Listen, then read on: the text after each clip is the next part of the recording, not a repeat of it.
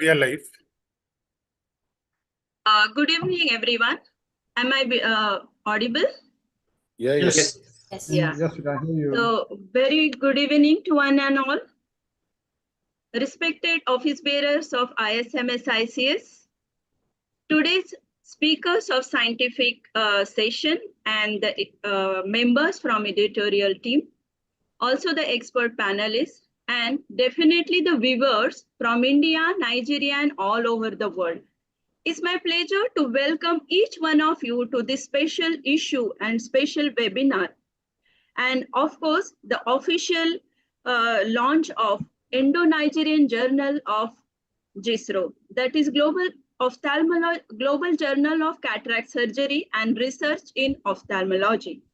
Today's webinar is very important, significant milestone in the history of ISMSICS. This is not only the academic publication, but also it provides a vibrant platform for academic exchange and also the promotion of the interdisciplinary research in, of course, MSICS and in ophthalmology and strengthening the international academic collaboration. With this short welcome, I request Dr. BNR Subhati to take it forward. Stop sharing this one. Sure.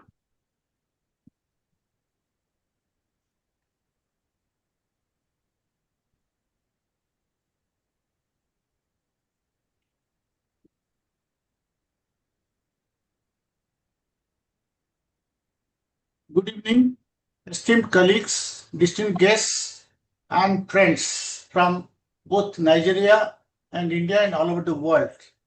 It gives me great pleasure to welcome you all to this special webinar in the launch of Indo-Nigerian issue of the Global Journal of ISMSICS. Today marks an important milestone in our collective journey of advancing MSICS and also strengthening international collaboration in the journal. ISMSS is always stood for innovation, inclusivity, and excellence in cataract surgery. This evening, we celebrate not only the progress of our journal, but also the spirit of partnership between India and Nigeria, which enriches our global vision for eye care. The Nigerian chapter has been launched in June 2021, and since then it is going strong day by day. And at this juncture, I would like to introduce our ISMS office bearers to the panel, and everybody knows Dr. Amulya Sahu. He's the founder chairman of ISMSICS. He's a well-known cataract surgeon, both national and international reputed, and his vision laid down the foundation of ISMSICS. I welcome you, sir, to this webinar. Dr. Jayab Boramani, he's the executive chairman of ISMSICS, whose guidance has shaped the society's growth leaps and bounds. Welcome you, sir, Dr. Boramani. And Thank you. Our people, other office bearers, Dr. Parikit Gogate is the vice chairman, and Dr. Lalit Verma, the president. Everybody knows Dr. Lalit Verma, past president of AIOS, a noted surgeon, internationally famous for all his activities all over the world. And myself as secretary, Dr. Sudhanshu Mathur, the chief national coordinator, and Dr. Ravi Trehan, the national coordinator, and Dr. Preeta Dodwa, the conference coordinator for this ISMSICS. So these office bearers have worked since long, maybe around 25 years, to make ISMSICS to bring to this level. So together their efforts ensure that ISM remains a beacon of knowledge, collaboration, and service. With this, I extend my heartfelt welcome to each of you, and I invite our founder chairman, Dr. Amulya Sahu, to share his remarks. Thank you, BNR, for your kind introduction. I welcome you all to this wonderful webinar. I thank Dr. Barun Naik, the chief editor of our journal, for sharing his and guiding this our executive editor, Dr. Purvi, to take it to index, make it an index journal of global repute. Now I thank Mustafa for consistently helping Purvi to bring out this issue. And I welcome my dynamic Professor Miguel from Portugal, for accepting our invitation to become a panelist. I will not be surprised looking at his dynamism and commitment and intensity that the next issue can be a Indo-Portugal focus issue. So with this, I wish this webinar to be a great success and I wish a bright future for our journal. Thank you so much. Thank you, sir. I invite Dr. Boramani to say a few wisdom words. Yeah, good evening, all of you. First of all, let me congratulate Dr. Barun Naik sir, the editor-in-chief, and Dr. Purvi Bhagat, the managing editor of the Journal of ISMSICS, for bringing up the issues regularly on time and making it an indexed issue within 2 years of its inception. Today, we are very proud that we are coming out with the Indo-Nigerian issue. So I congratulate our Dr. Mustafa, Dr. Anya Kalu, and the entire Nigerian team for collaborating with us in bringing out this journal. ISMSIS is really growing global, becoming global with leaps and bounds. After forming 25 international chapters, I am very happy to announce that our next chapter, international chapter, will be Portugal, and the physical launching will be in the month of December. Dr. Miguel is going to join us with us in this webinar anytime. So with this short introduction, I'll hand over to you, Dr. Subudhi. May I request Dr. Lalit Verma, our president, to say few words? Thank you, BNR. Am I audible? Yes. Yeah. You see, today, as it was being said, it's a special day. Special primarily not only because of the webinar which is being held, but also because of this launch of Indo-Nigerian Global Journal. I think the day belongs to Dr. Naik and Dr. Purvi only, because they are the people who have taken it to these global heights. And very happy to see the very rapid rise of ISMSICS.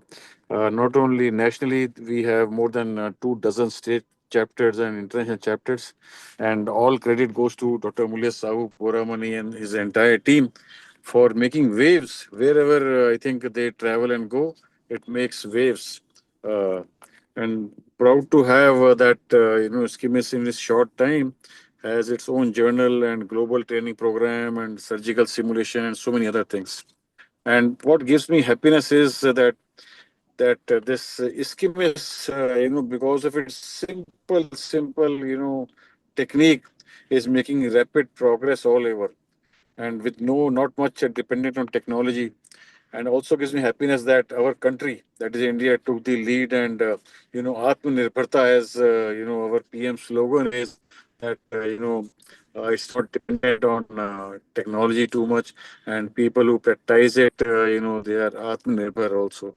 And very happy to see that the Nigerian friends, have joined in this launch of Indo-Nigerian issue, and wish them all the success, and Dr. Naik and Purvi's team to make so much name for ISMSICS. Thank you so much. Thank you. Thank you, Dr. Lalit, for your kind words. And now I invite Dr. Satansu Mathur. Are you there? Dr. Satansu? Dr. Ravi Trayan, few words. Dr. Ravi. Good evening, sir. Good evening. It's really a nice moment when we are checking one more country. It's really a vision of Sahu, sir. We are going to different countries, Nigeria this time, as far as journal is concerned, Portugal next.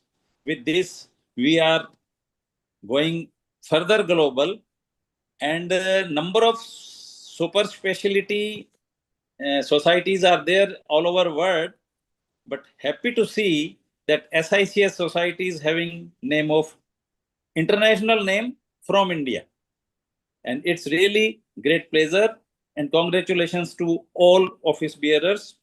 And for today's this journal, special congratulations to Naik sir and Dr. Purvi. Thank you. Thank you, Dr. Ravi. Now we move on to the scientific program. So let me introduce the speakers today. The scientific session, we have Dr. Anya Kalu from Nigeria, Dr. Barun Naik, Dr. Purvi Bhagat, Dr. Neeta Gadbad, Dr. Nilutram Deori, and Dr. Mustafi Baturi. So to say a few words about Dr. Anya Kalu, as you know, he is from Nigeria.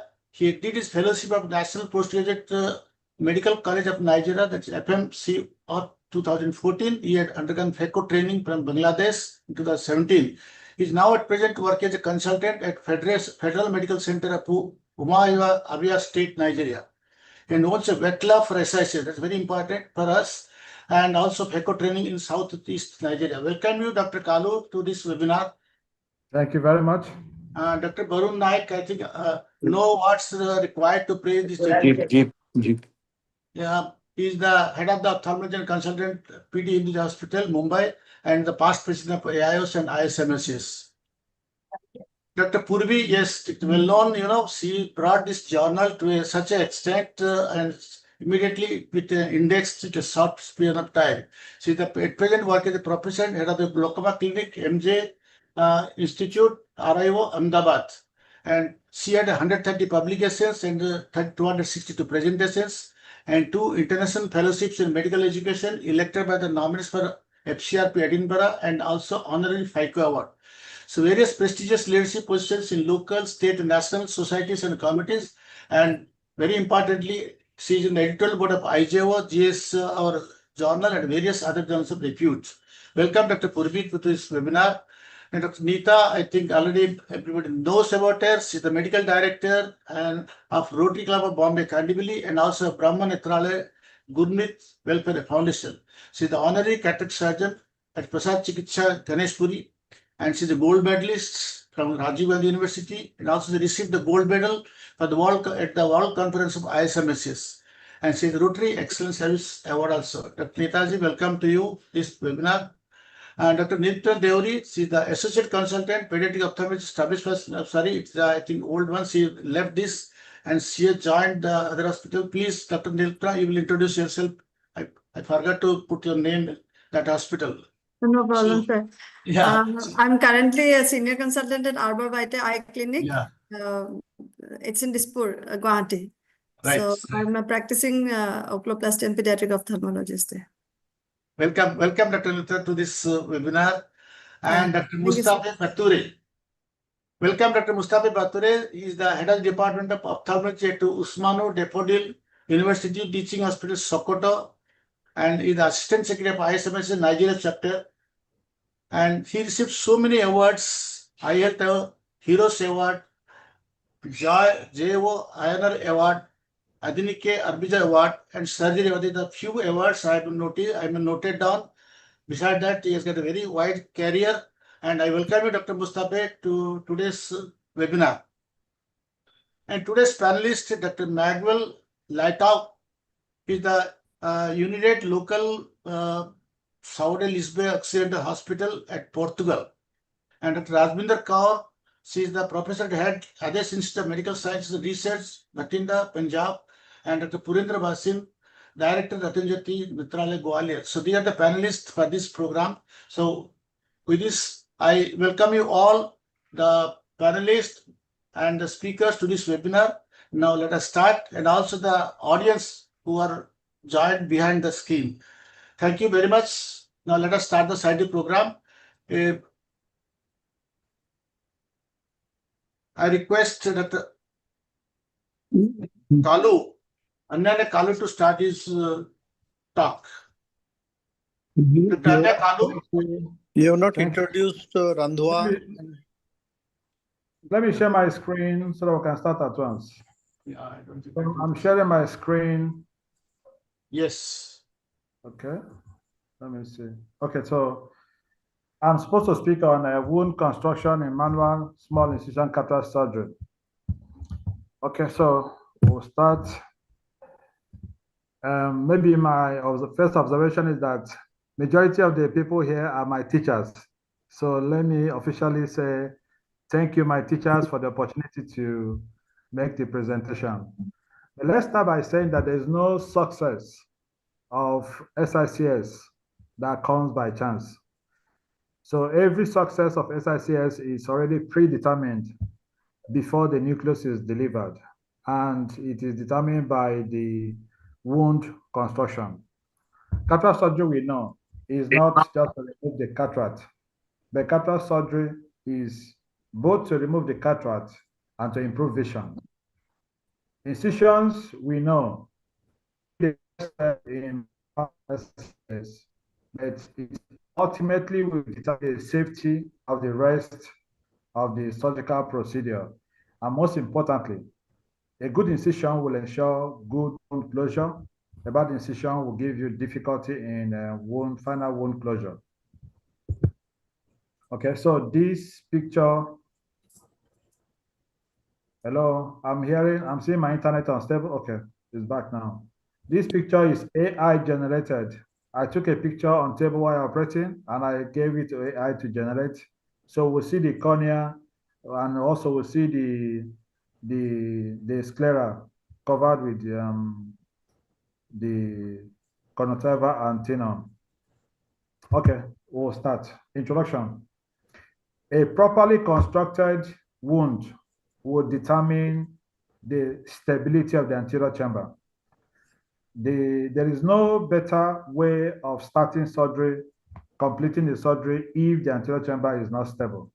That means you'll be having a lot of iris prolapse. A wound that is well constructed will make it so easy for the nucleus to be delivered. If you have a safe wound, well constructed, then there is less chances of endothelial damages. A wound that is well constructed is also a wound that will seal properly and will heal properly. A wound that is well constructed will not induce surgical astigmatism and might help reduce pre-existing astigmatism. And overall, post-operative recovery is faster and easier. Manual SICS is not simply ECCE reduced in size. Its defining feature is deliberately creating a self-sealing sclerocorneal tunnel. Now, the wound must perform two apparently opposing functions. Number one, it must open up sufficiently to permit the delivery of the nucleus safely. And also it must close securely afterwards without any sutures. A wound that is incorrectly positioned, excessively superficial, or excessively deep, I will explain what I mean by that, or is too short, or is too narrow, or premature entry, it can compromise the entire operation of manual SICS. Wound construction errors can contribute to difficulty in nucleus delivery. It can also give rise to frequent iris prolapse. It can cause endothelial damage. It can cause anterior chamber instability. It can cause wound leakage and increase post-operative astigmatism. Okay, we'll look at this picture. This picture is that of manual SICS. So this is the entry wound, which is usually made on the bare sclera. So depending on the classification of the nuclear sclerosis, if the nucleus is too dense and thick, one might want to make the scleral incision length to be longer. If your nucleus is soft, you might want to do it shorter. But the whole architecture of incision for SICS is usually trapezoid. That means the entry incision wound is smaller, while the internal incision entry is always bigger. So while the external incision wound is deliberately made to be smaller, that of the internal entry into the intracameral space is deliberately made to be wider. Now, if the nucleus is bigger, these side pockets can also be tunneled underneath the sclera. So A good wound construction will look like a trapezoid with a smaller external scleral entry wound and a wider internal intracameral entry wound with possibility of side pockets. I had to put this 12 o'clock position to demonstrate positioning of the wound. It's easy to have surgically induced astigmatism without planning to have it. So if the wound is positioned equidistant, for example, I assume this is 4 millimeters. If it is 4 millimeters and I position it at the 12 o'clock position, it means it should be 2 millimeters equidistance to the right, 2 millimeters equidistance to the left, so that if there will be any surgically induced astigmatism, it will follow a regular pattern astigmatism and less likely irregular pattern astigmatism. So these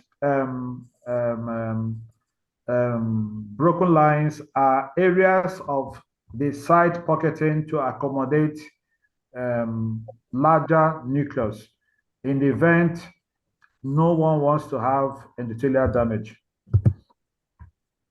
Objectives of an ideal manual small incision wound. Number one, it has to be self-sealing.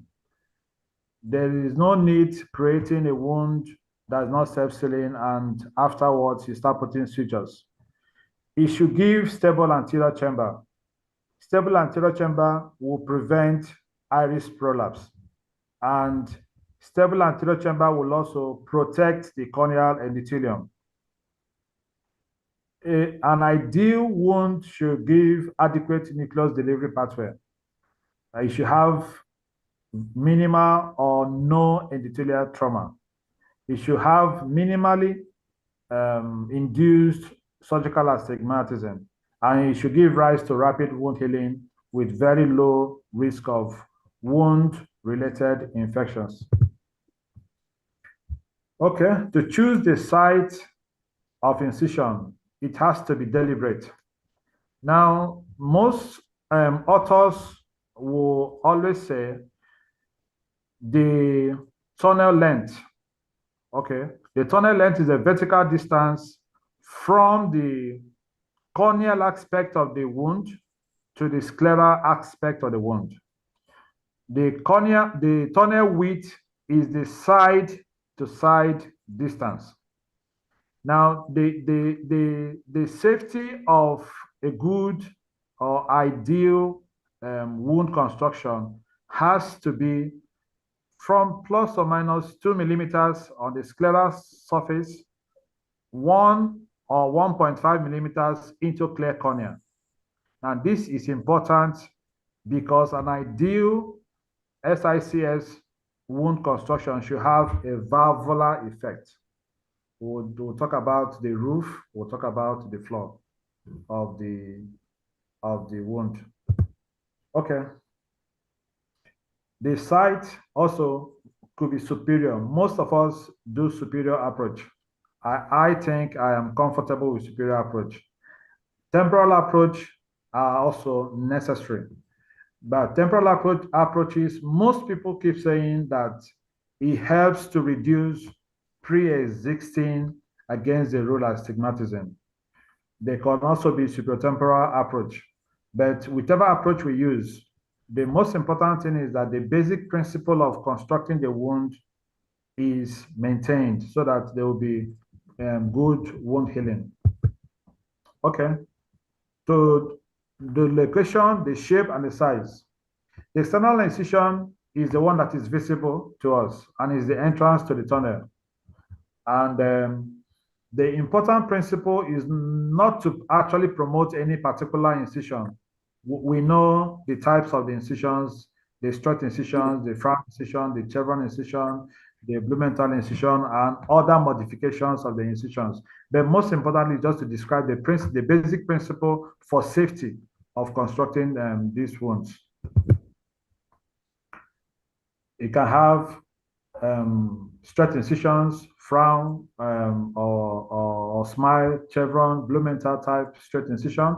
You can have other customized configurations.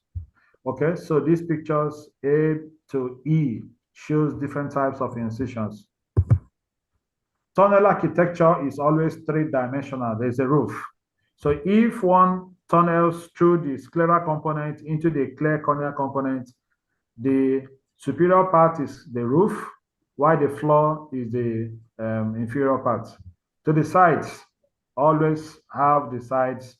The external opening is on the sclera always, and it's assumed to be about 2 millimeters or 1.5 millimeters from the limbus. The internal opening is usually 1 millimeter or 1.5 millimeter from limbus to clear cornea. Then the scleral component must be seen to be there and the corneal component must be seen if the surgeon is looking for a valvular effect. Valvular effect simply means it self-seals by itself, either with air bubbles inside of the anterior chamber or fluid or inside our anterior chamber. Lateral pockets may be required if the nucleus is bigger than anticipated. Okay, so this is the crescent blade that has gone into the cornea component. Why this is the scleral component? So from the cornea component to the scleral component is what constitutes the tunnel length. If one does not have a clear cornea component, the person will not have early entry, and that is where iris will be a problem always in view. If this crescent blade is too transparent, there are chances of buttonholing it. So usually one achieves a depth that is safe enough to have sufficient scleral tissue above to avoid buttonholing, and also to have sufficient scleral tissue below to avoid early intracameral entry. Okay, I have to repeat this again to show the external scleral entry, which is shorter, and then the wider cornea intracameral entry, which is wider, and possibility of scleral pockets. Okay, with this three-dimensional architecture, a good manual SICS wound should have a funnel-shaped configuration, a smaller external scleral opening, a wider internal corneal opening, a broad internal pathway for the nucleus to be escorted out. The internal opening should be sufficiently large to permit nucleus delivery without excessive force, but not so large to remove the valve effect. Side pockets may be necessary if needed. The ideal three-dimensional wound should be self-sealing, and it depends on tissue overlap and intraocular pressure. Adequate tunnel length, intact roof and floor, and controlled internal entry. A properly constructed manual small incision cataract surgery wound behaves as a pressure-assisted valve. So the internal cornea component will now flap back on the cornea, and it seals up by itself without any risk of wound-related post-operative infection. Okay. Practical tips. The wound is planned from keratometry, the anatomy and its nucleus size. Position is deliberately measured. It shouldn't just be by habit. Most of us just depend on the position we find ourselves. So position of the incision should either be determined by factors of the eyes, keratometry. If the steep axis is, you want to do the astigmatism is much, you can do temporal approach. Practical tips: enter the sclera at a controlled, uniform depth. Maintain the same plane throughout dissection. Enter the tunnel adequately into clear cornea, like 1 millimeter or 1.5 millimeters into clear cornea. Make the internal opening sufficient for the nucleus to be delivered. Use side pockets when necessary. Never force the nucleus through inadequate tunnel size. If the rebuilding holes, recognize it, and premature entry, recognize immediately. If need be, please switch your back. And take-home message, techniques definitely will evolve, but sound wound architecture remains constant. So a successful manual incision cataract surgery wound must be properly positioned, correctly dimensioned out, internally adequate, structurally intact, self-sealing, and astigmatically considered. Okay, so this is the wound again, and thank you, everybody. Thank you very much, Dr. Kalu. I think you given a very good picture of your own construction, a really wonderful presentation, and I think we'll take the discussion later and all that together. Dr. Netaji? Yeah, I think we should take the discussion later until all the talks are over. So now I Yes, invite, sir. Yes, sir. yeah, We will do that. I invite Dr. Barun Naik to give a overview of the journal, our Global Journal of Cataract Surgery Research in Ophthalmology. Dr. Barun Naik, welcome.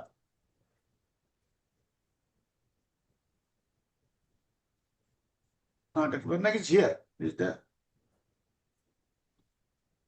Dr. Naik, are you there?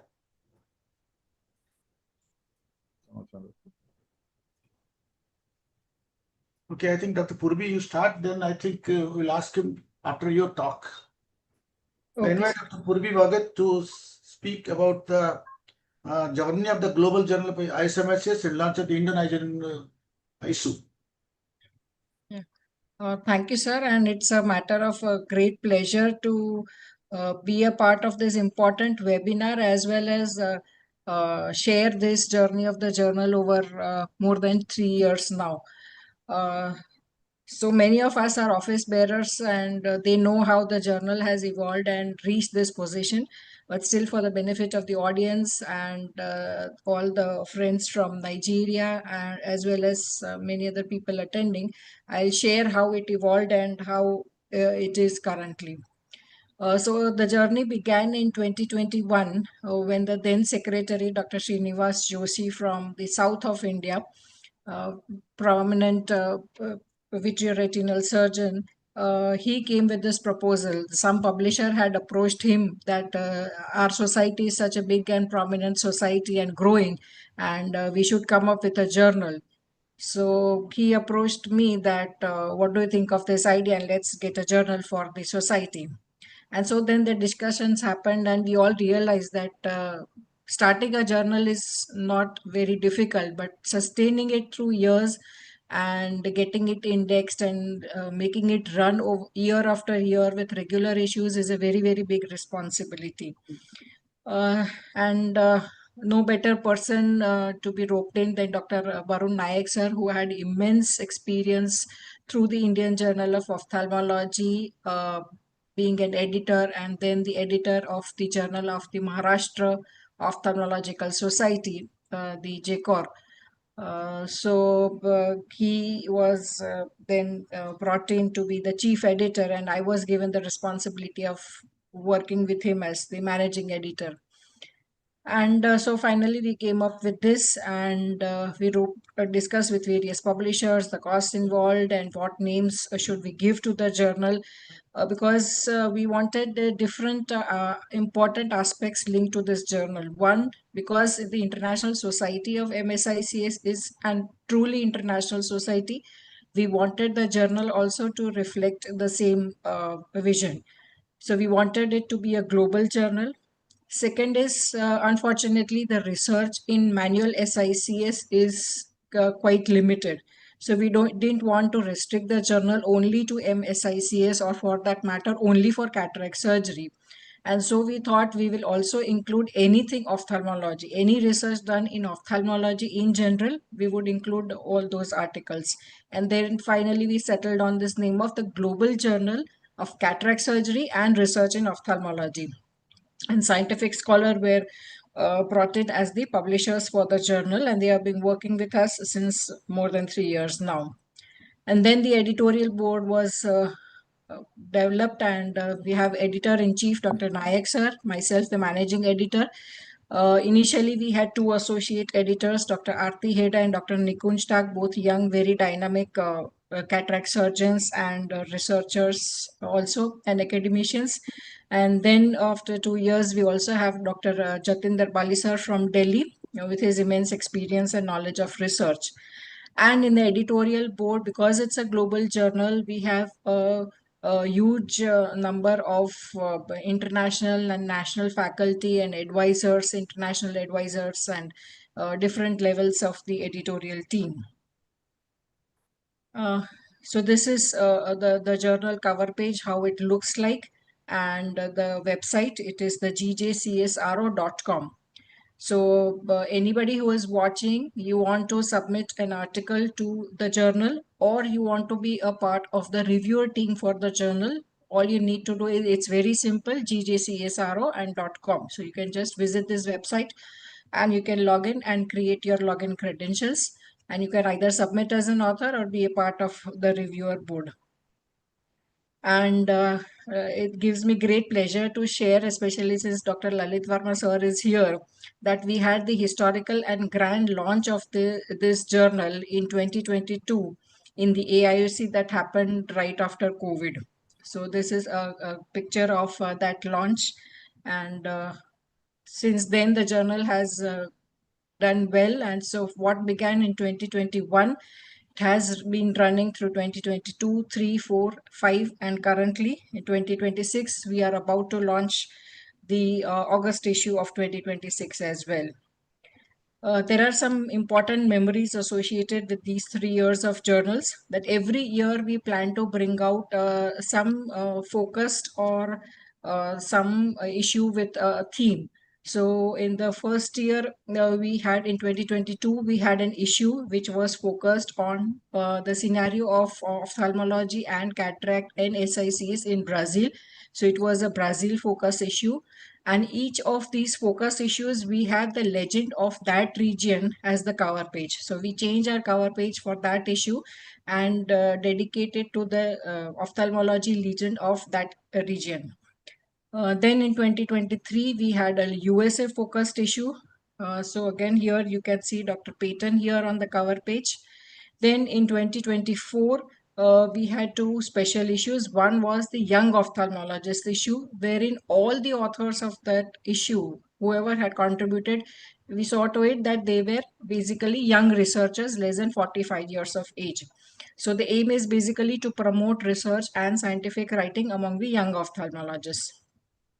And then we had an issue which is the women ophthalmologists issue, wherein all the authors of the manuscripts were all women, all authors, primary authors, co-authors, everybody, they were women. Again, with the same concept of encouraging research and academic publishing among women ophthalmologists. And then at the end of 3 years, we were fortunate enough to get MBase indexed. And this indexing is especially very important in India, because medical teachers in medical colleges, for their promotion, when you want to go higher up in the grades, they need to have a certain number of publications and certain type of publications in some specific index journals. And MBase is one that is recognized for that promotion. So getting the journal MBase index was a big step, and which has now increased the flow of submissions that is coming to the journal. So in the archives now, we have regularly releasing issues. It's a triennial journal, so 3 issues each year. So 22, 23, 24, 25. And this that you see is our currently what we are launching, the Nigerian issue, focused on the Nigerian legend. And we always have some articles in store which go ahead of print and stay online. So we always have some which are online first. So it gives me great pleasure now to release this issue of the Nigeria focus with Professor.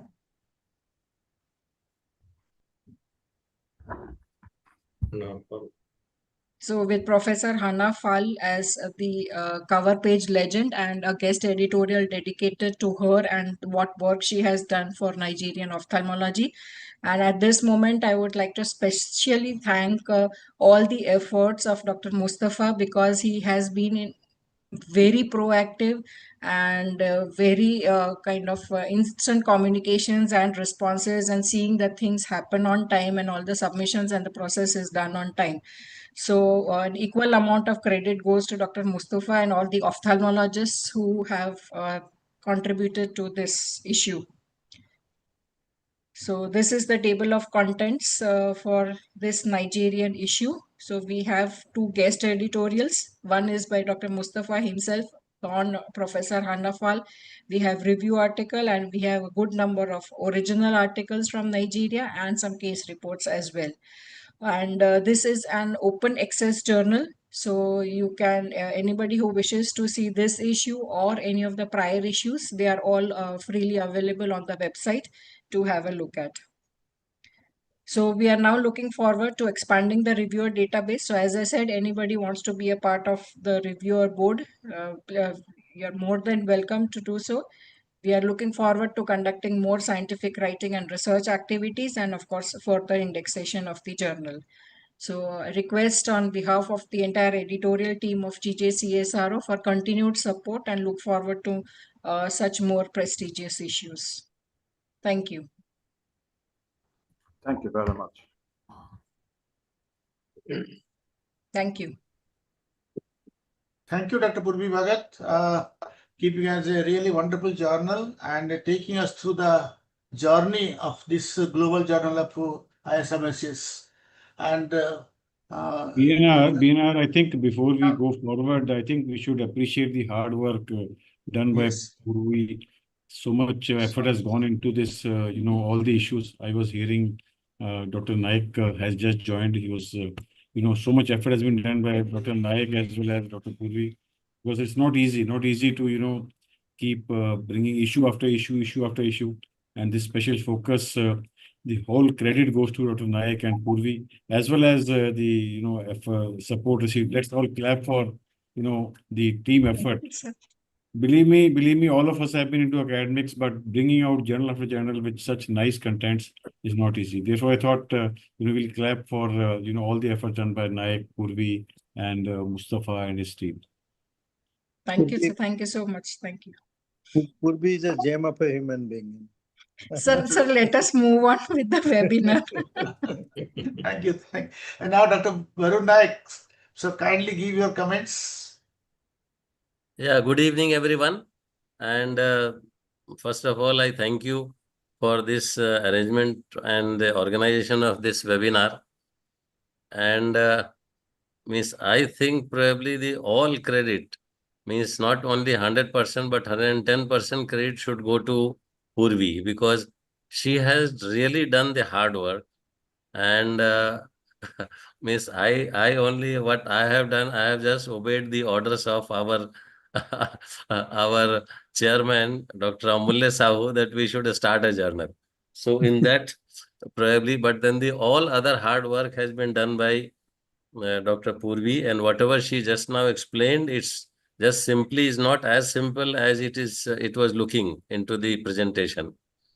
And but only one thing which probably I will say, that there are a lot of thought has gone into the nomenclature of this journal, because this journal, we thought it should not, it should have first that it should have a presence all over the world, global. So that's why the first word, which was global, then journal, and cataract surgery, not small incision cataract surgery manual. So it should encompass the entire spectrum of cataract surgery, not only restricted to a small manual cataract surgery. And finally, I thought that if we restrict only to cataract surgery, then it will become, probably it's a smaller area that to cover.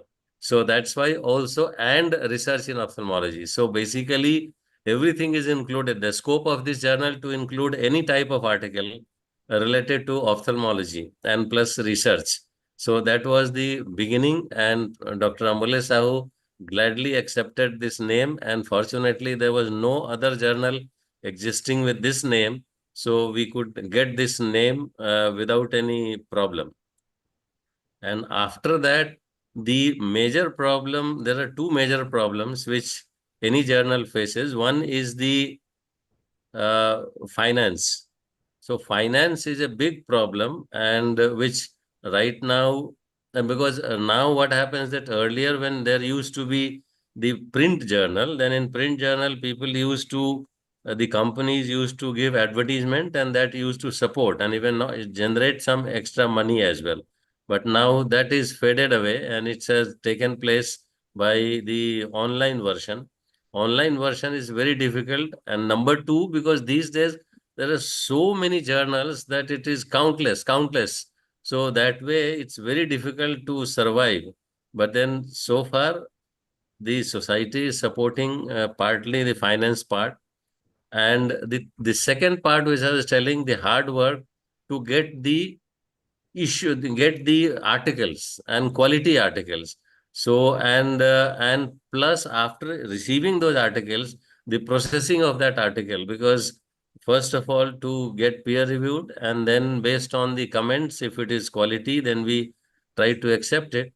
So for all this, I think Purvi and her team is had done a commendable job. And this is what it also shows, that within such a short span of time we could get even indexed. And after indexing, definitely more people are inclined to submit articles in this. So my only wish and desire is that the standard of this journal should every day go on rising and rising. And with this type of international collaboration, we also can expand to outside India. We are expanding very easily. So with this, I must thank the entire team who is supporting this journal in its publication. Thank you. Thank you, Dr. Naik, for an overview of this journal development. And leadership counts. Definitely you led us a very nice, and Dr. Purvi definitely needs the clap, as he said. So it's reached its global standard. Dr. Sao. BK, you are self-effacing, but your presence makes a difference, because he is always confident because somebody else is watching her. So you need a person with your kind of experience and dedication, sincerity, honesty, and plus intellectual excellence to be there to oversee it. And that makes her confident. She knows that somebody is watching who knows the job well. So thank you, BK, for agreeing for everything. And I am taking you for granted, because I don't want you to retire at all. Thank you. Thank you for Dr. Sao, having for this the faith. comments. Yeah. Thank you. Thank you. Now move on to our two more talks. Now I invite Dr. Nita Dadwar to give us an overview of Dr. Baraman's customized instant cataract surgery. It's over to you, Dr. Nita.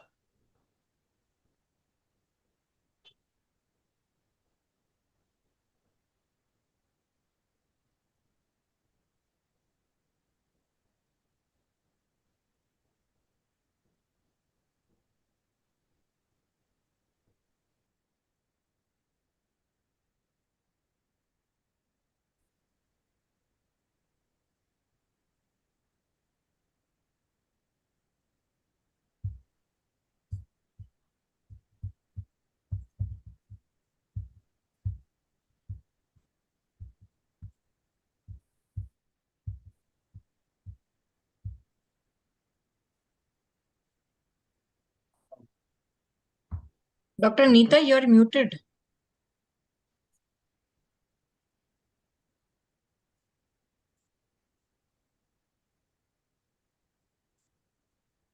You're still muted. Yeah.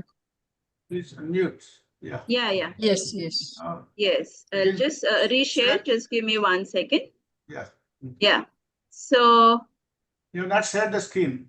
yeah, I'll be sharing the screen now. Yes, Is it shared now? It's the same. How this come? Make it full screen. Yes. So yes, thank you, sir. Thank you for the introduction. And first of all, I'd like to congratulate the first speaker, Dr. Anya Kalu, for giving such a elaborate overview of the scleral construction, and also a huge congratulations to Dr. Purvi and the whole editorial team of this Indo-Nigerian issue, such a hardworking and sincere team. Thank you. It's really inspiring for all of us. So now I want to extend my deep gratitude to Dr. Sahu and especially Dr. Boramani sir for giving me this amazing opportunity to share overview of his study, that is customized incision cataract surgery. So in recent study, we have seen that around 80% of the eye surgeons are preferring to do ISMSICS in large high volume eye care centers, just because it gives economical surgery, it gives a good visual recovery also. In this recent advancement in surgery, we have noticed the patient's expectation for the perfect visual outcomes are very high. And astigmatism plays a very important role in the final visual outcome. We have seen the prevalence of astigmatism among the cataract patient is relatively high, and it is important to tackle this astigmatism to give the perfect visual outcome. There are various methods are available for the astigmatism management, including the expensive toric IOLs also. But here, I will be speaking on very economic and skillful technique, that is scleral wound modulation. I'll take you through one example. We see here the picture of a pre-operative corneal topography showing a minimal astigmatism. Here, the patient underwent the scleral modulation surgery. We see a very minimal astigmatism post-operatively. Second example, higher astigmatism of 2 diopter. Patient opted here for an autofocus lens, and post-operatively, we see the topography of very minimal and the reduced astigmatism. Patient is enjoying a very good vision of 6/9 and N6. With this example, we come to know that the scleral wound modulation has definitive role in treating the astigmatism. We are aware that scleral incisions are very kind in nature. They secure and heal well. They give us an economical surgery, and relatively they are forgiving incision as compared to their counterpart of the corneal incision. The recent literature tells us that the phacoemulsification advantage of this phaco over SICS that it induces less astigmatism. But there is no enough data available how the scleral wound modulation gives the excellent result for the astigmatic correction. The principle is very simple here. If your incision is straight and near to the limbus or the optical axis, the magnitude of your astigmatism is higher. As your incision goes away from the center, only the center part of your incision takes place in the formation of astigmatism. So the total magnitude of your astigmatism becomes less. I'll take you through the algorithm of Dr. Boramani's study. In this, the relationship of site and size of your incision and the magnitude of the astigmatism. Superior straight incision of 7 mm induces 1.70 of a magnitude of astigmatism, and further reduction in the size of incision reduces the magnitude of astigmatism. Same here, superior curved incision definitely reduces the astigmatism. As you see here in the center, perfect U-shaped incision literally does not induce any surgically induced astigmatism. Temporal incisions are usually weak in neutralizing or stabilizing the astigmatism as it is away from the optical axis. The straight 7 mm temporal incision gives just 1 diopter of astigmatism. Further reduction in the size of incision reduces the astigmatism further. And of course, the temporal curved incision gives the minimal astigmatism. This all surgically induced astigmatism is very important to modulate your scleral incision and give the perfect result. Principle of this customized incision surgery is very important. You need to center your incision on the steep meridian. So whatever may be, you have chosen the size and the shape of incision. Once you place the incision on the steep meridian, center the incision. So the vector forces acts on both the side and help in neutralizing astigmatism. So this is the slide showing the surgically accessible area for your incision side, that is from the superior temporal to superior nasal. Nasal side becomes little difficult for maneuvering. To get the good result of this scleral load modulation, we must know our own SIA. There are different calculators which are available on the net.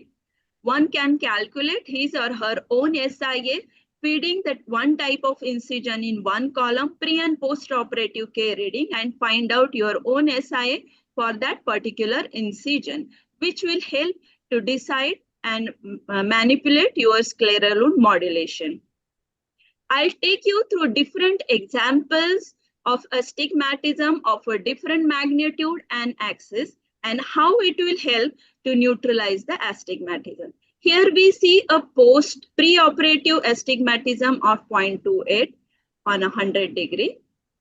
A superior U-shaped incision has reduced the astigmatism to 0.18. Another example of astigmatism 1.12 at 97. Here the astigmatism is high. So the straight superior incision has reduced the astigmatism to just 0.15. So here the astigmatism of 1.24 at 3. So temporal straight incision has reduced the astigmatism to just 0.34. Another interesting example, that is a higher astigmatism of 1.97 at 170. Patient opted for multifocal but not the toric lens. The incision on the steep meridian has reduced the astigmatism to 1.5 and patient is enjoying the good vision of 6.6 and N5. The marking of this incision is as usual, we do it for the toric lenses. Once you mark the steep meridian intraoperatively, whatever type of incision you have planned, that you can center on the steep meridian. So here 39 degrees marked and the straight incision is centered on that degree. This scleral wound modulation study was published in the prestigious journal of Indian Journal of Ophthalmology in 2022. So here, surgically induced astigmatism is innovatively used to treat the pre-existing astigmatism. So that is called as surgically corrected astigmatism. So here it is not only the small incision surgery, but it is a customized incision surgery as per the patient's pre-existing astigmatism. So a few important points to take home is that first find out your own SIA that will help to do the scleral wound modulation. Second, pre-operatively know what is the astigmatism magnitude that will help for the size and the shape of your incision, and the steep axis will give you the site for your incision. Intraoperatively mark the steep meridian and center your incision on that steep meridian. To start with, start your incision on relatively accessible sites, that is superior or a superior temporal. Nasal becomes a little difficult. So with this customized tunnel engineering will definitely help to wipe out or at least minimize the stigma of astigmatism. Try to give the best to your patients. Keep learning. Thank you. Thank you, Dr. Neeta, giving us this customized incision of Dr. Buramani in a in a simplified way. Everybody, I think, could understand this, whatever you said now, and their practice in their practice. So thank you once again. And we move on to our next topic by Dr. Nilakran Devaris. He will be speaking on Dr. Sau's 2 mm cataract surgery.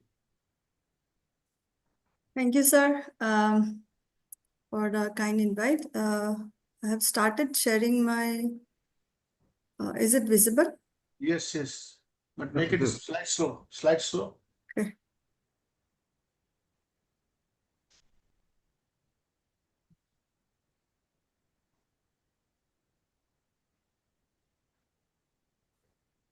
So at the very outset, I would like to congratulate the Indo-Nigerian issue of the Global Journal of Cataract Surgery and Research in Ophthalmology. Many, many congratulations to Barun Naik, sir, Dr. Purvi ma'am, and your entire team for the excellent work. At the very outset, I would like to also congratulate ISMSICS for going global in their efforts. So today I'll be speaking on perfecting your MSICS technique. I will be talking about the 2 mm MSICS incision with the back cuts. So my extension of gratitude to Dr. Amulya Sahu sir for the technique and Dr. Harsha sir for giving me the opportunity to learn during my tenure at Sri Shankaradeva Netralaya. I do not have any financial interest in this presentation. So in the beginning, I would like to take you through a 6 mm incision that we usually do for SICS.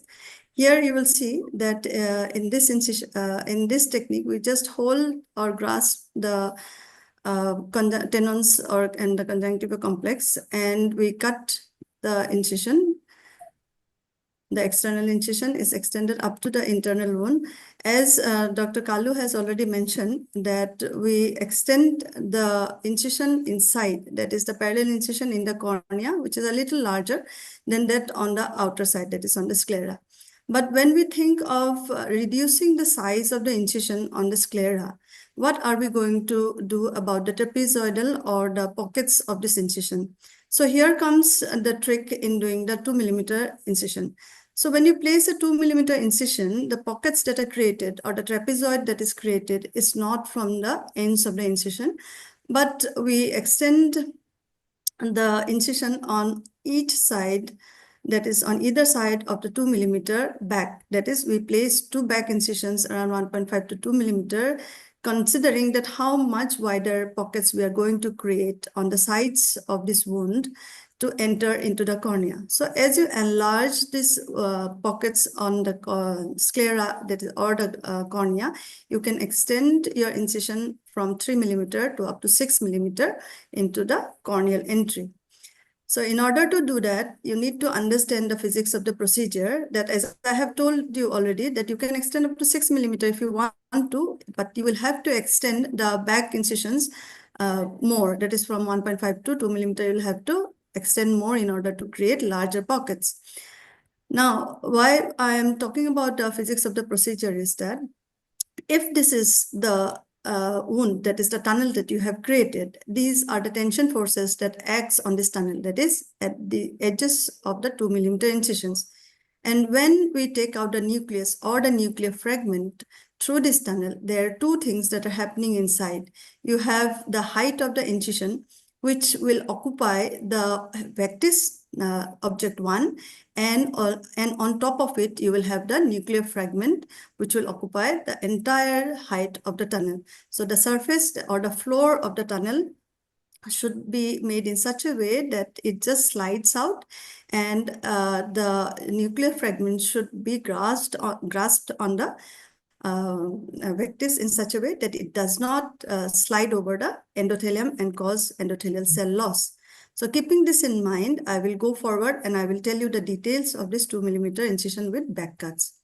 So why are we able to do that is because you have to understand that according to the Hooke's law, or if you go even to the Young's modulus, you will find that it is the sclera which is a little elastic in their quality compared to that of the cornea, which is plastic in their quality.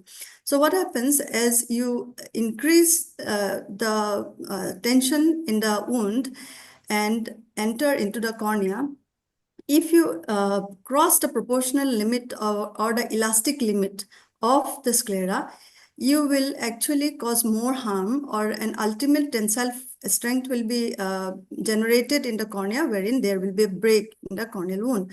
So we do not want to injure the cornea in this way. Therefore, the forces, that is the horizontal and the vertical forces, will have to be distributed in such a way that when we pull out the nuclear fragment through the tunnel, an angulation of theta has to be created. That is, we do not bring it out just horizontally, but an angulation has to be maintained while taking it out. And also, so that the wounds, that the ends of the wounds are not forced open or torn open. So when the stress is within the proportional limit, the membrane will return to its original length. Here, when I talk about the membrane, I mean the scleral wound. And when the objects are out of the tunnel, it will go back to its original position. Now, these are some of the instruments which we have used for the purpose of doing the 2 mm incision.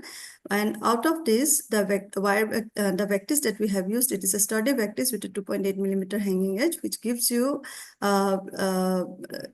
support for bringing out your nuclear fragment. I usually use the flattened tip visco cannula, but you can also use your chopper or a pre-chopper to break your nucleus in the bag. So let us move ahead with the incision.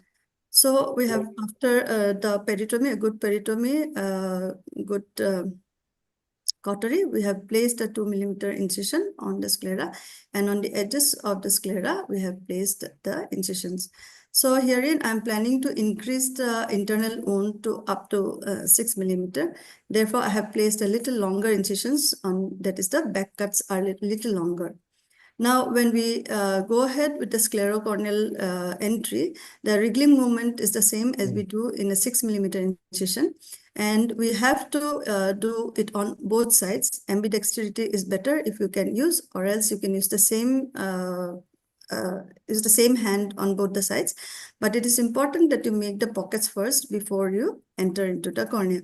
Now, when we place the keratome inside, what happens is that we get a lot of area here because of the scleral pockets that we have created. So we enter through one of the diagonal edges, and then we keep on expanding as we wish to.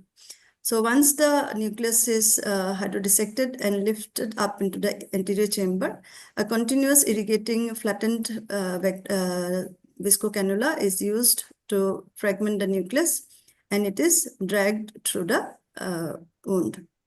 So once it is done, we can place the nuclear, even the 5 mm, this is a 5 mm PMMA lens inside the tunnel. So now I would like to show you another video wherein if we do not do the scleral pockets before entering into the tunnel, the green arrows are showing that we have not done it. So once we drag or pull out the nucleus, you can see there is a purse string effect that has been created. And as I had told you before, that if we do that, we will not be able to insert the IOL. So this is a very wrong technique where we do not understand that without the back incisions, the 2 mm incision will never work, because we are not expanding the pockets here. And when we try to push it more, what we are going to do is that we are not following the Hooke's law. That is what I wanted to explain in the first slide, that the Hooke's law says that we really need to respect the elasticity of the sclera, because if we cross the proportional limit of its elasticity, then it will just give way, or the 2 mm incision will ultimately end up in being a 4 to 5 mm. See the amount of pressure that has been created. So I am finally I have enlarged the entire 2 mm into almost a 4 mm or 5 mm incision, and finally I can insert the IOL here. So the membrane has torn apart because it has crossed its breaking point. Now another video to show you that once you have placed the incision and you have gone into the cornea for its entry without making the side pockets is also wrong, because now I'm trying to make the side pockets. So this way, it is not a 2 millimeter incision, but actually it has gone beyond the 2 millimeter. So what happens here is that although we are still within the elastic limit of the membrane, but it has the origin of the first incision, that is the 2 millimeter, has actually gone beyond 2 millimeter. So the correct way of doing the scleral pockets is by making the side incisions before you enter into the cornea, so that you can have a corneal clarity post-surgery, and even the wound is the integrity of the wound is maintained. But if we think that every incision is trapezoid, just like the 6 millimeter incision, and do not create the back incisions on either sides of the 2 millimeter, we will end up with iris prolapse, corneal edema, and so on and so forth. So therefore, I reiterate by saying that we really need to respect the tension that is created in the edges of the wound, and we need to make the back incisions before creating the scleral pockets. So thank you for your kind listening. So I would like to end by saying that creativity is saying the same thing, that is, we are doing the same incisions, but it is just thinking it a little more differently. Thank you, Dr. Niruptana.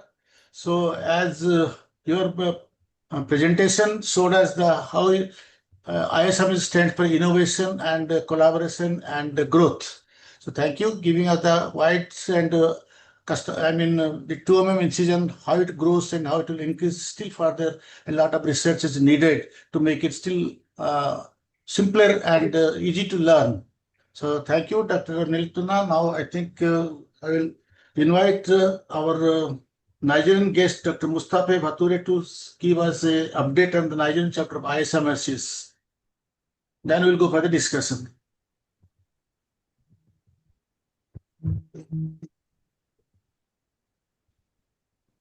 Can you see my screen?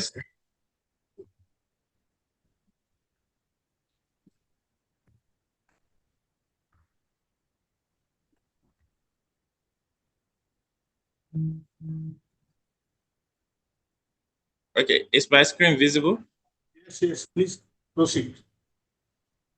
Sir, it is in the presenter's mode. You need to change the view. Oh, okay. On the display setting, or you can change it to normal view. It is coming in the presenter's mode. So we can see the notes. Okay. Hide presenter, yeah. All right. Yeah, Yes. it is better. And on the floating Right, bar, thank you so much.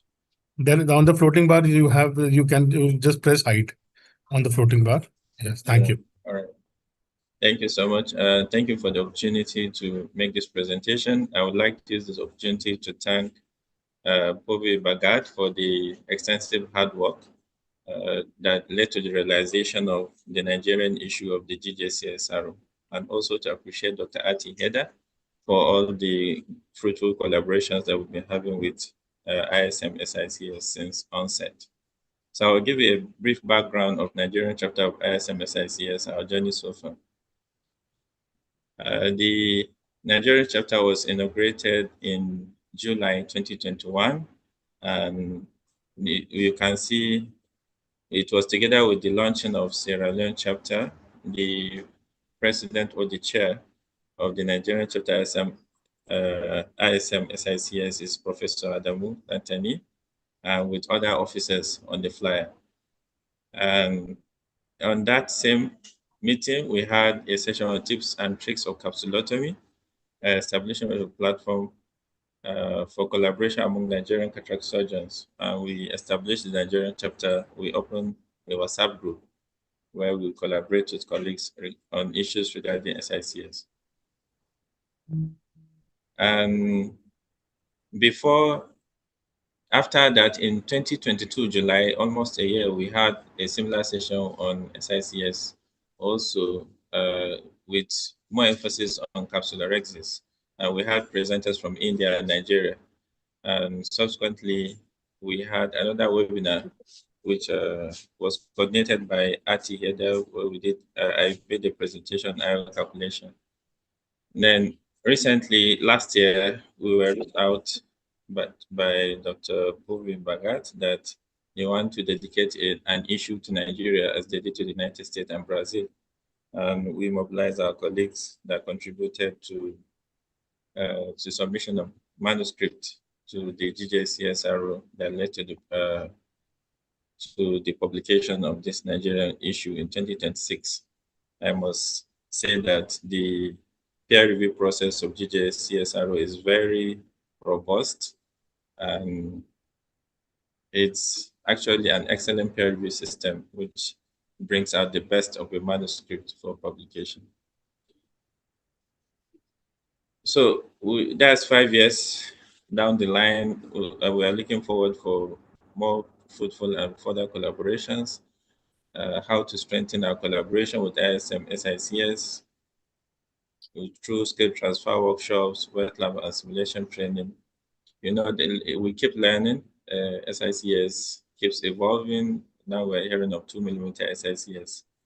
And it's one of the most adaptable surgical skills in high volume centers, and also low resource settings where difficult machines are not readily available. So we need to move on to live surgery demonstration and surgical mentoring. We need to do joint webinars. We need to see how we can incorporate young ophthalmologists into this process of ISMSICS, do more multi-center research collaborations, go beyond publication of already done manuscripts. Let's do collaborative researches between us and other centers, and also look at fellowship and observership opportunities. So thank you so much for the opportunity. Thank you, Dr. Amule Sau, for establishing this platform. Thank you. Thank you, Dr. Mustafa, and giving us your update on this your society activities. And you made us proud of ISMSS, and we are proud of having you with us. And now all the topics are open for discussion. Before that, I would request the panelists to give their comments or any questions they want to ask our speakers. So first of all, I invite Dr. Miguel Laitao.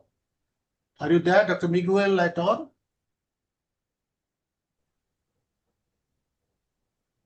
I think he has not joined. He must be in OT because he said he will be busy in OT. He'll try to come out early. Okay. So now we want to Dr. Purendra Basin, your comments and your inputs for this webinar. Thank you, Dr. Subudhi sir. And it is really heartening to see everyone over here, Dr. Amuli Sau sir, Dr. Boramani, Dr. Lalit Verma, and everyone, and the guest from Nigeria, Dr. Mustafa. And Purvi has done a wonderful job. Coming to the first talk, which was really by Dr. Anya, which was Dr. Kalu, was very, very interesting. And it was a complete talk on incision creation in itself. So I just have one question for Dr. Anya, how do you manage the wound leak if it is there at the end of the surgery? And what is your surgically induced astigmatism, average or mean surgically induced astigmatism, which you consider in your normal cases wherein there is a immature cataract, not a hard cataract kind of a thing, where you make a 6mm tunnel? Dr. Anya, are you? Yeah, he's there. Yes, there. Yeah. Dr. Kalu. Okay.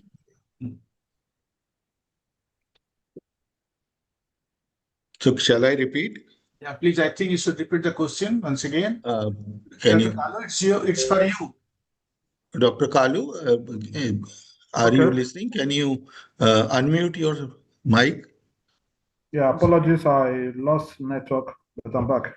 Okay, so fine. I just want, it was an excellent talk by you. It was very complete, I said. And how will you manage a leak at the end of the surgery in your case, if it is there? Just to, and by the hydration, wound hydration, or by placing a suture, or by putting a BCL, what is your preferred technique? Okay, let me get a question. Yeah. Can I say again? Yes, please go. Yeah, yeah. So, how will you manage the wound leak at the end of the surgery, and by putting a suture, or by doing a wound hydration, or by placing a bandage contact lens, if it is there? Wound leak. I think there is a network issue. So, I think there's a network issue at his side. yeah, Sorry. network issue. Anyone, Dr. Neetu, Neeta, Dr. Devri? Sir, you mean like Only. only post surgery? Yes, Yeah. yes. Not at the end of the surgery. At the end of the surgery, Yeah, first and if you foremost, observe there is a wound leak. yeah. So first and foremost, when we go for the incision should be parallel to the iris. That is one. If you have not placed it that way, it's a stab wound, then hydration is what I prefer most of the time.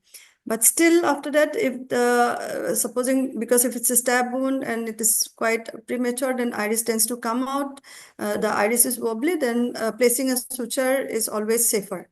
So these are my two techniques. I will not go ahead with a BCL. I will prefer the first two techniques only. Okay, so I just wanted to ask one question, because Yes, sir. it was really interesting from you only, Yes. regarding because it was such an interesting technique at 2 millimeter, and then enlarging, going backward. So I have seen this before also. But Yes. what is the mean SIA, surgically induced astigmatism, in your technique, in this technique? In my hands, it has always been 0.75, sir. Because I don't know why it has been so, but I have published data also in IJO. Okay. I tend to have that much only. And when I did the live surgery in PGI Chandigarh at that time also, I was a little apprehensive and scared. But post-operatively, again, I asked them how much did I induce. So it still remained at 0.75 only.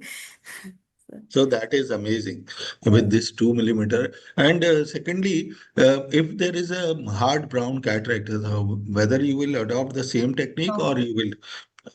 So this is for the average normal Yes. nuclear NS3. sclerosis grade NS3. 2, NS3. The Yeah, NS3 would be the best, but hard brown, no. The safety of the patient is utmost importance. good, good. Thank you. You go And for nucleus by I think, bisection. I'm sorry. Can you go for the nucleus bisection if it's a little bit hard cataract? And can you remove it to this 2 incision? Bisecting the nucleus. Dr. Sahu can answer. By Dr. Dr. bisecting a Sahu's hard technique. nucleus, you can actually do it. But as I have shown you in the physics of the procedure, you will see that the entire height of the tunnel has been occupied by the nucleus and the vectis. And this vectis is a very hard vectis. It is not an irrigating vectis. So what happens is that if you have a hard nucleus, you bisect it, the edges or the frayed edges of the hard nucleus tends to rub on the endothelium. So it is better not to do in a hard nucleus. Even if you can bisect it in the bag, or whichever way, using a chopper, using a snare, whichever way, preferably no. See, Preferably. I want to differ with Nilutpana. Okay, sir. Because we, we, we are creating a compressible floor by giving a back cut. So what she has got the science is that if it is a static floor, then this what she is postulating is correct. But if it is a compressible floor, we are creating a space by designing our wound. So I don't think that dividing you can easily, there is no chance of touching the endothelium if your hand is controlled. So if you are really having a control hand, you automatically press the floor down and glide it out. It is not dragging it out. So there's this point. The science is all what she's explaining is a static floor, and we are having really creating an compressible floor. So therefore, you can divide it. I have divided it in the bag and I've taken it out. Now you can divide it into 3 pieces also, make it smaller and take it out easily. So there is no problems. Yes, sir, I understand if it is a hard brown cataract as A hard brown cataract, we don't want to unnecessarily indulge in that. yeah, the question was for a very hard brown cataract. So They up to grade 4, I have done it. yes, sir. And we have seen there is no problem. Only thing, if it is black cataract and other things, it's better to have a bigger wound and save. Correct. Dr. Coming Purendra, to- you like to say some more? Coming to SIA, Yeah. I am sure there must be a lot of published data on, comparative SIA comparison between these 2 millimeter technique and standard phaco technique. You see, in case, Purvi and Dr. Naik can have some articles on this published in this journal, Nigerian, it will be good. We can design a comparative study on a multicentric study and something. That's what I was hinting at. You see, like Purvi does, the Nigerian issue and other issues also. That you see, in case because this will be very, very appealing to everybody. That comparative SIA between, say, 100 consecutive phacos vis-a-vis 100 consecutive, manual small incisions. So, sir, we Sir, wonder your leadership. Why don't we decide a multi-centric Sure, study? we should, because multicentric will add some teeth to it, because without any bias, because more the number of centers, more the surgeons, and the cumulative data will be very good. Plus, every phaco surgeon boasts so much of astigmatism and other things. And with the Sahu's technique and Borom's technique, what I understand is astigmatism is still like Nitu was saying about 0.75 and this thing only.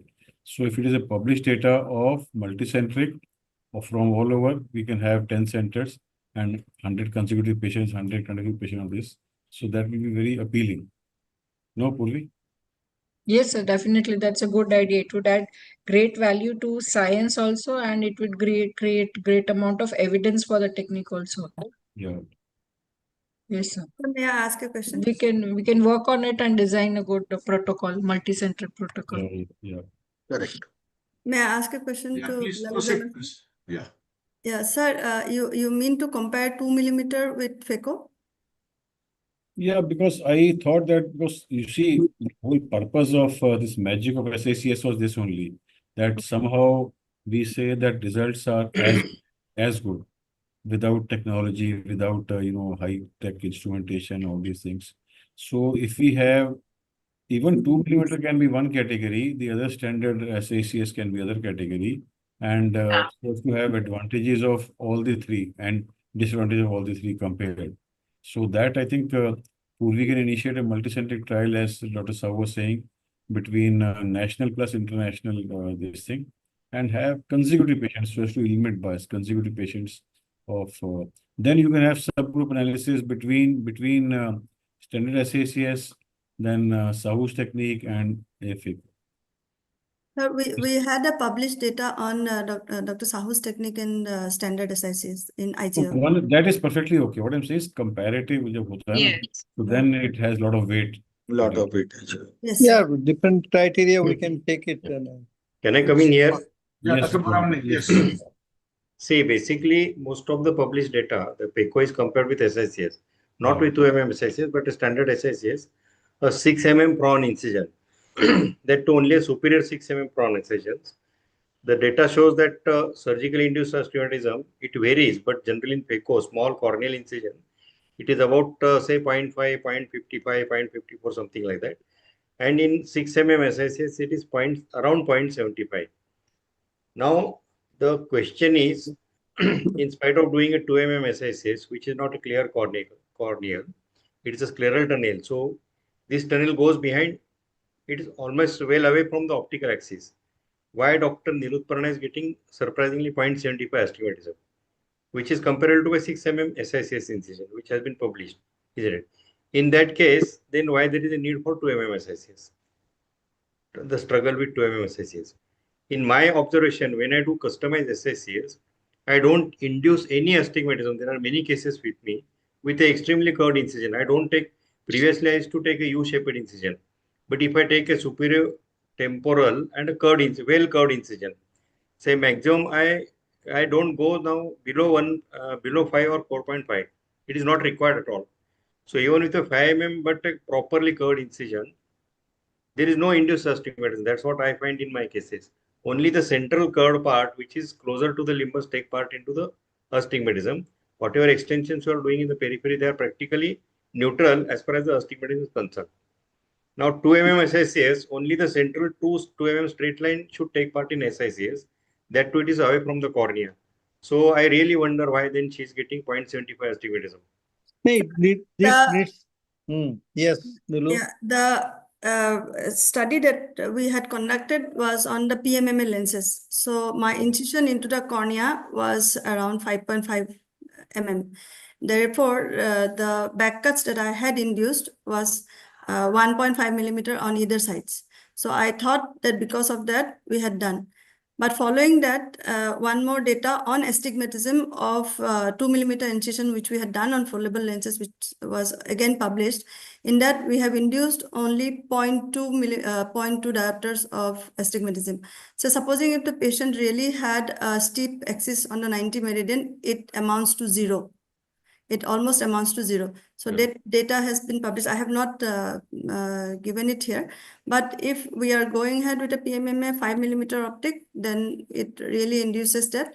But if we are not going ahead with the 5 millimeter optic and the entry into the cornea is also just 3 millimeter, then it is really helpful to induce only around 0.5 to 0.25 only. Okay. So there are published reports, as Boramani saying, and you were also saying, but Yes. I think still, not many reports, but multicentricity will add some more value to it. Correct. Yes, definitely, sir. So Definitely. we can take and 6 millimeter, at least 5-10 cases, 2 millimeter, 5-6 cases, and then compare it. Then we have comparative statement. Right. Otherwise, Right. what happened now is we are assuming that this is happening, and maybe in your hand it is happening, but we have not compared it. Vis-a-vis. With You FECO. see, whatever science should say, science should be replicable in others' hands also. Barabar.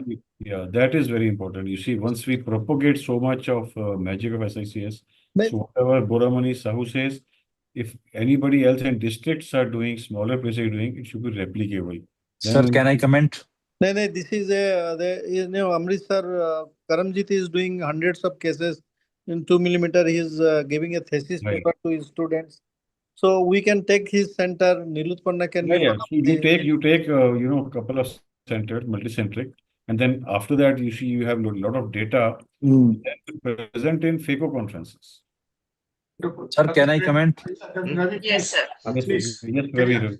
Sir, Yeah. I'm doing this SICS surgery with 3.5 millimeter and then back cuts. And surprised to see that astigmatism in Nilutpanna Dairy with 2 mm, it is 0.75. And what I feel with 3.5 mm, it is almost 0.5. Sometimes it may be 0.75. And if I do it temporally, it's almost neutral. No astigmatism is there. Yes. Yes. Only question is it is 3.5 and then 2 back cuts, and corneal part of sclerocorneal is 1.5 or more. And So what is the internal and internal incision is undoubtedly 5, at least 5.5. And one thing is specifically I'd like to mention, I used money blades and extra sharp blades for that, because that really changed astigmatism, amount of astigmatism in my cases. I agree. And I'd like to ask one question from Neeta.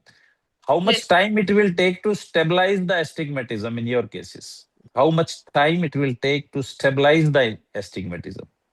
What we see in our cases, sir, I usually take a superior temporal frown incision. It takes around 3 to 4 weeks. Okay. Yeah. So smaller the incision, less time it will take. Yes. Dr. Rajvinder, your comments, please. Dr. Rajvinder. Yeah. Oh, thank you, sir, for giving the opportunity. And I also want to congratulate all the speakers. Very interesting talks. And on this discussion, taking it forward, I am also doing 2 mm incision. Wow. And a few cases in a few cases where I have done FECO previously, and the other eye I took for 2 mm incision, 2 mm SICS in the other eye. I found somehow I found I have not done so many cases, but I have done what I compared phaco in one eye with the 0.25 diopters post-operatively it was coming, and on the other eye when I did 2 mm SICS in the other eye, to the results were comparable. Results were comparable. So I will point out to this thing only. You have to increase your So, volume. yes, sir. You have to do more cases. Same comparison you do and publish a paper. At least minimum 10 cases study.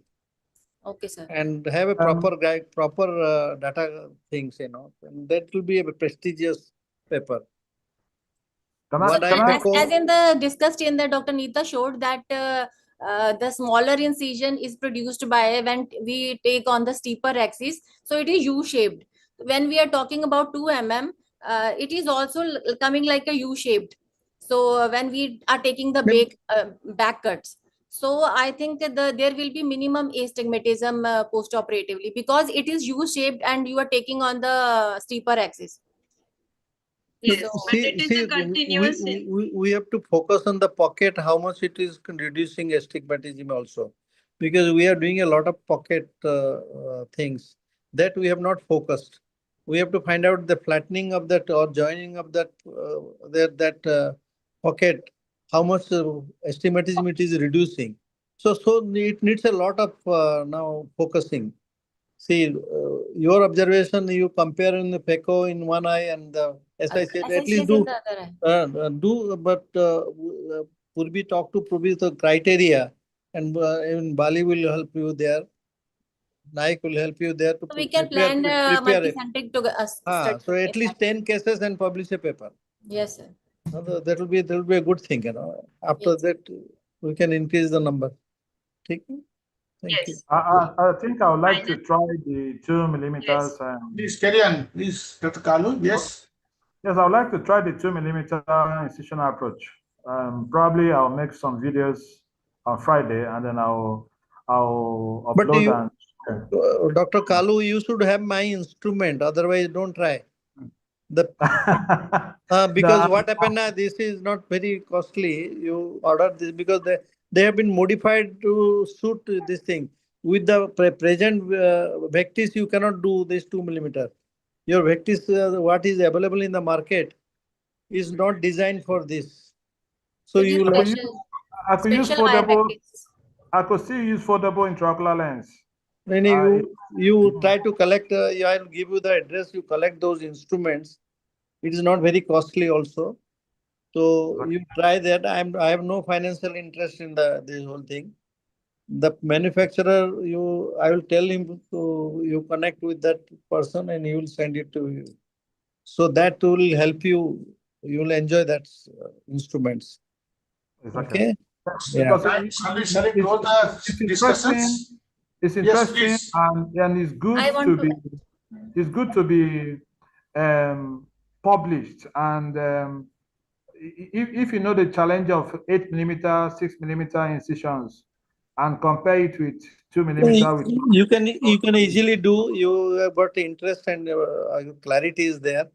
So what you do, these instruments, you connect with this thing and start doing it. You have a lot of cataracts there, so you can do a good paper. I'll do some on Friday, and I'll publish I'll show my videos on Friday, please. Try it out. Okay. All the best. All the best for your Friday surgery. Rajvinder, you want to say something? Yes, sir. Rajvinder, yes.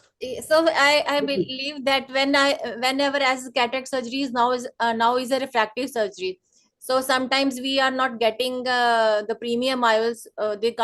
Poor people, they can't afford the premium IOLs.